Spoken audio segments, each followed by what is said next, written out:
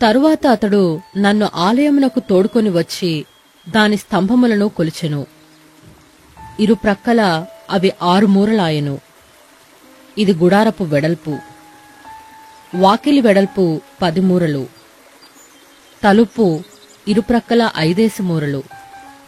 దాని నిడివిని కొలవగా 40 మూరలు. దాని వెడల్పు 20 మూరలు. అతడు లోపలికి పోయి వాకిలి స్తంభమును కొలవగా 2 మూరలాయెను. వాకిలి 6 మూరలు, వెడల్పు 7 మూరలు. ఇది అతి పరిశుద్ధ స్థలమని చెప్పి దాని నిడివిని కొలువగా 20 మూరలను, ఆలయమునకును దానికిని మధ్య వెడల్పు 20 మూరలు నాయెను. తరువాత అతడు మందిరపు గోడను కొలవగా 6 మూరలాయెను. మందిరపు ప్రక్కలనున్న మేడగదులను కొలవగా 4 మూరలాయెను. ఈ మేడగదులు 3 అంతస్తులు గలవి. ఇలాగున 30 గదులుండెను. ఇవి మేడ గదుల చోటున మందిరమునకు చుట్టూ కట్టబడిన గోడతో కలిసియుండెను. ఇవి మందిరపు గోడను ఆనుకొనియున్నట్టుండి ఆనుకొనకయుండెను. ఆ గోడ మేడగదులకు ఎక్కిన కొలది అవి మరీ వెడల్పుగా పెరిగెను. పైకెక్కిన కొలది మందిరము చుట్టూనున్న ఈ మేడగదుల అంతస్తులు మరి వెడల్పగుచుండెను. గనుక మందిరపు పైభాగము మరి వెడల్పుగా ఉండెను. పైకెక్కిన కొలది అంతస్తులు మరి వెడల్పుగా ఉండెను. మరియు నేను చూడగా మందిరము చుట్టూనున్న నేలకట్టు ఎత్తుగా కనబడెను. ఏలయనగా ఆ మేడగదులకు 6 పెద్ద మూరలు గల పునాది ఉండెను. మేడగదులకు బయటనున్న గోడ 5 మూరల వెడల్పు. మరియు మందిరపు మేడగదుల ప్రక్కలనున్న స్థలము ఖాళీగా విడవబడి ఉండెను. గదుల మధ్య మందిరము చుట్టూ నలుదిశలా 20 మూరల వెడల్పున చోటు విడవబడి ఉండెను. మేడగదుల వాకిండ్లు ఖాళీగానున్న స్థలము తట్టు ఉండెను. ఒక వాకిలి ఉత్తరపు తట్టునున్న, ఇంకొక వాకిలి దక్షిణపు తట్టునను ఉండెను. ఖాళీగానున్న స్థలము చుట్టూ 5 మూరలు వెడల్పుండెను. ప్రత్యేకింపబడిన చోటుకెదురుగానున్న కట్టడము పడమటి తట్టు 70 మూరల వెడల్పు. దాని గోడ 5 మూరల వెడల్పు. గోడ నిడివి 90 మూరలు. మందిరము యొక్క నిడివిని అతడు కొలవగా 100 మూరలాయెను. ప్రత్యేకింపబడిన స్థలమును, దానికెదురుగానున్న కట్టడమును, దాని గోడలను కొలువగా 100 మూరలాయెను.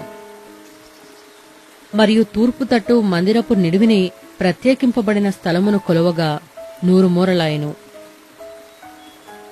ఇలాగున మందిరపు వెనుకటి భాగమున ప్రత్యేకింపబడిన స్థలమునకెదురుగానున్న కట్టడమును, దాని ఇరుప్రక్కలనున్న వసారాలను కొలువగా 100 మూరలాయెను. మరియు గర్భాలయమును, ఆవరణపు మంటపములను, గడపలను, కమ్ములు గల కిటికీలను, ఎదుటి 3 అంతస్తుల చుట్టూనున్న వసారాలను ఆయన కొలిచెను. కిటికీలు మరుగు చేయబడెను. గడపలకెదురుగా నేల నుండి కిటికీల వరకు బల్లకూర్పబడుండెను. వాకిండ్లకు పైగా మందిరమునకు బయటను లోపలను ఉన్న గోడ అంతయు, లోగోడయు, వెలిగోడయు, చుట్టూగోడయు కొల ప్రాకారములు కట్టబడియుండెను. కెరూబులను, ఖర్జూరపు చెట్లును ఉండెను. దానికి 2 కెరూబుల సందున ఖర్జూరపు చెట్టు ఒకటి ఉండెను. ఒక్కొక్క కెరూబునకు 2 ముఖములుండెను. ఎట్టనగా ఈ తట్టు ఖర్జూరపు చెట్టు వైపున మనుష్యుని ముఖమును, ఆ తట్టు ఖర్జూరపు చెట్టు వైపున సింహపు ముఖమును కనబడెను. ఈ ప్రకారము మందిరమంతటి చుట్టూ నుండెను.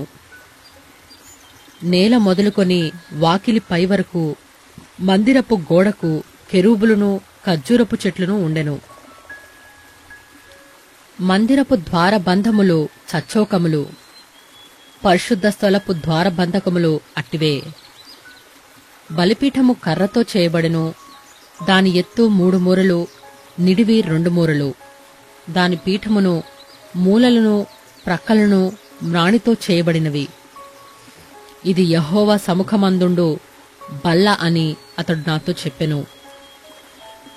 మందిరమునకును పరిశుద్ధ స్థలమునకును 2 వాకిళ్లుండెను. ఒక్కొక్క వాకిలి 2 మడత రెక్కలు గలది. మరియు గోడల మీద ఉన్నట్లుగా మందిరపు వాకిళ్ల మీదను కెరూబులను ఖర్జూరపు చెట్లను చెక్కబడియుండెను.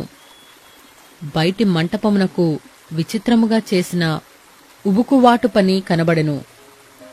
మరియు మంటపమునకు ఇరుప్రక్కల గోడలకును మందిరపు మేడగదులకును వరపాకులకును ఇరుప్రక్కల కమ్ములు వేసిన కిటికీలకును ఖర్జూరపు చెట్లను పోలిన అలంకారమును ఉండెను.